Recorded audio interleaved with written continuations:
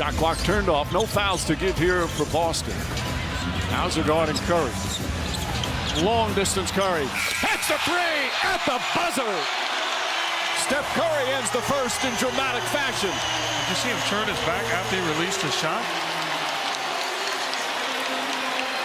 Quick question. If I had to ask you, what is the best shot celebration, what would your answer be? You probably already have a handful in mind, like this, or this one, or this one. Or maybe you're thinking of this, which may or may not be your favorite, but one that you also acknowledge is one of the greatest celebrations in any sport at any time. So how did we even get here? How did we get to a point where he's even confident enough not only to do this in the flow of a game, but to do it so consistently? Well, that's what we're going to be talking about today. We're going to be talking about Stephen Curry's iconic look-away shot and the story of the very first time he did it. So let's get into the video.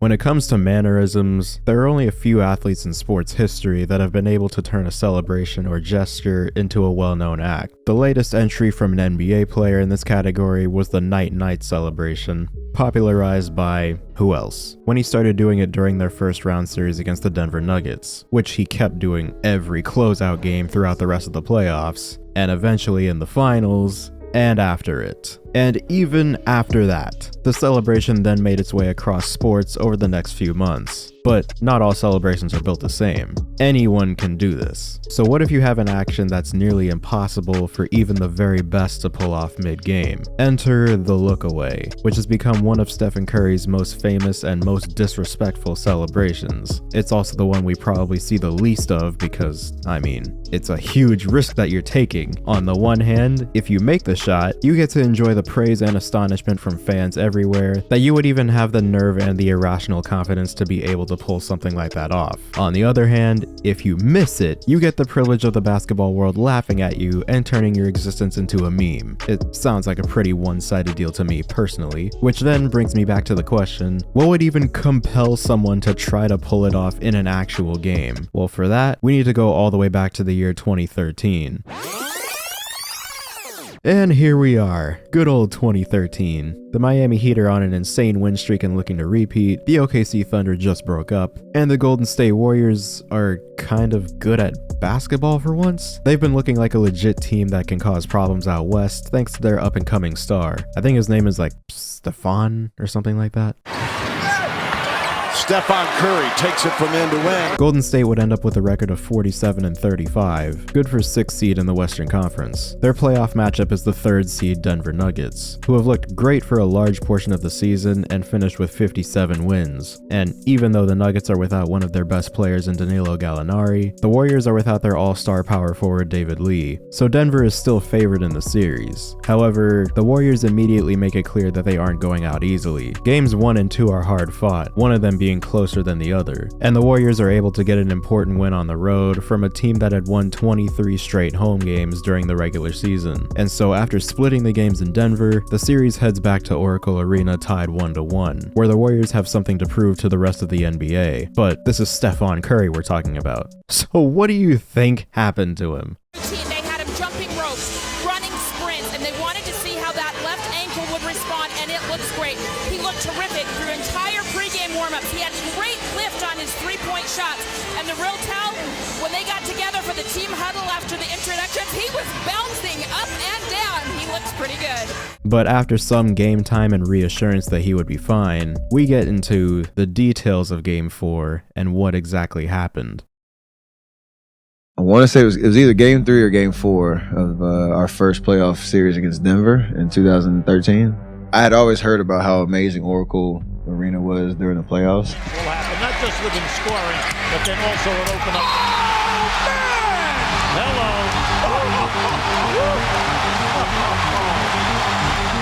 We Believe team a couple years before was it 2007 when they made that run to beat Dallas. It's already the craziest arena. It's loud in regular season and all that, but the playoffs is just a different vibe. So we got into that series. It's like we walked out and there's just haze around over the court. Fans like 75% full. 20 minutes before the tip off, they're chanting Warriors.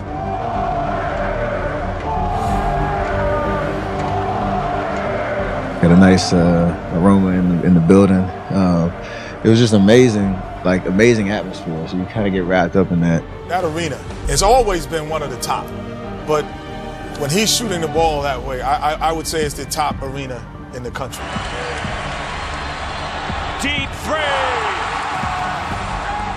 Steph Curry's first field goal of the night. Knocking shots down left and right. Jack to Curry. Curry, bang on by Miller. Curry spins around. I went on this crazy run. I think I had like 20-something in the quarter. And one of the last threes was right in front of Denver's bench. 4-point game once again. JaVale McGee's standing, like literally standing up. There's like 5 or 6 guys around him. Get the ball in the corner, and obviously you've been in that situation where you rise up and everybody just talking, trash behind you. And for some reason, I just got out of body experience. I shot it, and literally as I let it go, it's like I never felt the shot feel better than that. I turned around and kind of looked at JaVale.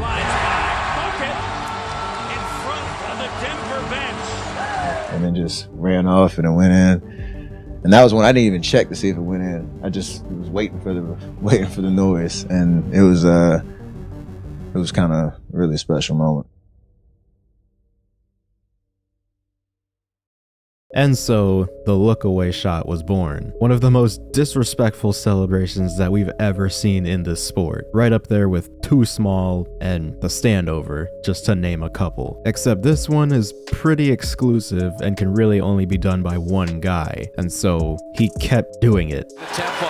Curry's at 2 in a row. 3 for 3!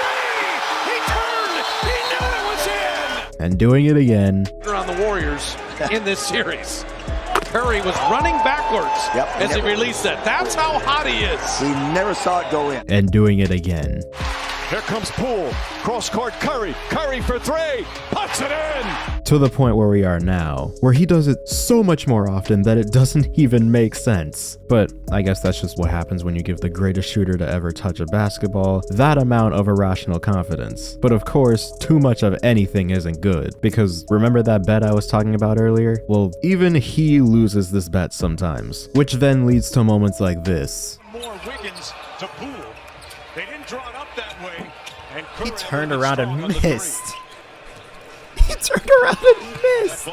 And when he does mess up, I mean, I'm not gonna lie, it is funny. And so some of you may ask, well, why don't we fry this dude for the same thing we destroyed Nick Young over for years? And the simple fact is, he just has such a good track record with these shots that we don't even really care. Just think about it for a second. Have you even thought for a second that you could pull this off in the flow of a game? I mean, you may have done it once or twice in shoot around, or maybe you have actually done it against someone. But the simple fact is that almost everybody else on the planet doesn't know if their shot is good until it either hits the net or the rim. We naturally find ourselves in amazement over things that we know we would never be able to do. It's the reason we find so much enjoyment in watching sports in the first place. Combined with how jaw-dropping these shots actually are, you kind of just stop caring about those few times where he does mess up. Because shots like these, everyone out here oohing and on with him. He's already got some.